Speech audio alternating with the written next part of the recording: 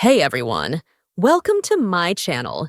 In today's video, I'll show you how to add Torrentio to Stremio in just a few steps. Let's dive in. First, open the Stremio application on your computer. If you're not logged in, enter your credentials to access your account. Once logged in, navigate to the left side and click on Add-ons. This will take you to the Add-ons section where you can browse for additional features. In the search bar, type Torrentio to find the add-on. When Torrentio appears in the search results, click Install to begin adding Torrentio to Stremio. You may need to confirm the installation by clicking Install again. Once the installation is complete, Torrentio will be added to your Stremio setup, allowing you to enhance your streaming experience. And that's it.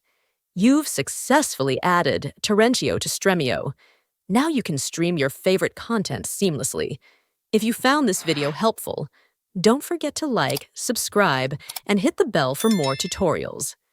See you in the next video.